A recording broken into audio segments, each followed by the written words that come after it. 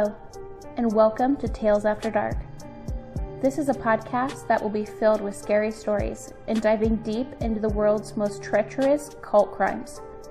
Many of the paranormal and let's not meet scary stories heard here are from articles I have found on Reddit. Author information and usernames will always be included in the show notes below each episode. To submit a terrifying tale of your own, please email stories.talesafterdark@gmail.com and make sure to follow /TAD podcast on Reddit for Tales After Dark fan subreddit information. This show is brought to you by the MW Network and produced by me, your host, Emma Dawn. Do you have a podcast or show idea of your own? For more information on the MW Network, visit themummywines.com. Tales After Dark is made possible by our sponsors, the Home Bookkeeper Masterclass. Looking to create a life of balance and financial freedom? Check out how I was able to ditch the 9-to-5 grind and spend more time creating and doing the things I love by becoming a home bookkeeper. More information on the Home Bookkeeper Masterclass can be found on my company website, edjconsultinggroup.com, under Resources. Zaya Active. What's better than curling up in a nice pair of leggings and your Tales After Dark merch sweatshirt and listening to a spooky tale? In my completely biased opinion, not much. Visit myzaya.com/EmmaDawn for premium and affordable men and women's active and loungewear, and make sure to check out the Tales After Dark merch store on teespring.com. If you are a brand and would like to sponsor the Tales After Dark podcast, please get in touch at stories.talesafterdark@gmail.com. Now let's get into today's episode. Hi everyone, and welcome back to Tales After Dark. I am your host, Emma Dawn, and today is Halloween. I am so happy you guys are enjoying this podcast as much as you are. I never thought that anybody would really take a liking to these stories. I follow a few scary storytellers on YouTube, and I was like, yo, YouTube is not my thing, but I love podcasting. And I love reading these stories. I like to read because it keeps my brain sharp, and reading them out loud kind of makes them a bit spookier, even when I'm not recording and I'm on my phone. If my son is sleeping, I will read them, and I always read them out loud. So I am loving the fact that you guys are loving this podcast. The story I have for you today is the Sidewalk Stalker. It is from a Reddit called Let's Not Meet. It's one of my favorite Reddits, and it's an area of Reddit that I haven't taken a story from yet. So this is our first Let's Not Meet story, and the author is BiteMarks55. Now, Let's Not Meet is typically full of personal experience stories, so I love this Reddit because they seem so much more real. I love the fictional creative horror writing, but like paranormal stories and Let's Not Meet stories are always so fun because they are firsthand experiences. So, let's go ahead and get into this story. First time poster here, so apologies if this doesn't meet standard. I'll remove it if I need to. I've been reading through tons of these, and my significant other thinks my recent experience would be a good fit for this subreddit. I want to start out by saying this all happened very quickly, and isn't nearly as spooky or as scary as 99% of the other stories on here. However, it was a very unsettling experience, and I hope to never have it again. Lots of backstory / scene setting. I am a 5'4" trans male, so I am often paranoid about being out at night alone. However, I just moved to a more ritzy suburban gated apartment, and I have never felt more safe, at least up until that night. I take my dog, Sarah, on walks fairly late at night. Anywhere between 10 p.m. and midnight is common for me to be out with Sarah. She's part pit, but she's scared of her own shadow. And I've never gotten a feeling she'd harm anybody, even if they were attempting to harm me.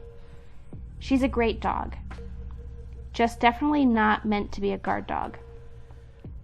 On this particular evening, it was fairly gross outside as far as air quality and heat. I have asthma, and the air quality bothers me a lot, so it wouldn't be a long, drawn-out thing. Sarah had also just had surgery, and wasn't quite ready for a full walk due to her meds, so it was perfect. She had a cone on her head as well, which made it fairly difficult to walk and sniff around since she'd gotten stuck on bushes or the ground, and me. As per discussion with Sarah, I was only going to head to the apartment mailboxes and grab the mail and head back. Sarah makes this a long, drawn-out process anyway, so it would be sufficient considering the air quality in her meds. My significant other was already asleep, so I snuck out of bed, leashed up Sarah, and headed out. The way our apartment is set up to get to the mailboxes was a quick walk without Sarah. We are a corner apartment, so on the left is a T-junction that sidelines the parking lot, and to the right is the walk towards the apartment office, which is where the mailboxes are located. The walk was uneventful to the mailbox. Sarah took ages to sniff around and hid behind a tree while I got the mail. On the way back, we were on the final stretch to get back to the apartment and approaching our entryway just before the T-junction. It was about 11:30 at night, and other folks do walk around the complex with their dogs or whatever, so seeing folks isn't uncommon. However, a short distance from our entry, I see a figure wearing a hoodie, with the hood up, walking down the sidewalk along the parking area. Picture here with my terrible drawing skills. There's an image included if you want to go to the Reddit and click the image to see. While again, seeing someone isn't uncommon, seeing someone wearing a hoodie when it's 90+ degrees outside and muggy is a bit odd. The figure had their arms folded and were walking very slow down that side. They didn't turn down the sidewalk to walk by me, but walked just past it and then paused, just at the corner behind a bush right outside my apartment, and turned to stare at me while I walked back to the entryway. They had no dog and made no noise. I couldn't see their face due to the hood being up. I was already on edge, but when they turned to stare at me with their arms crossed, it creeped me out hard, and alarm bells started to ring in my head.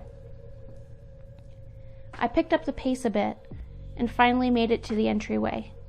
I don't typically lock the front door, which I'm going to plan on doing from here on out when I take Sarah for shorter walks.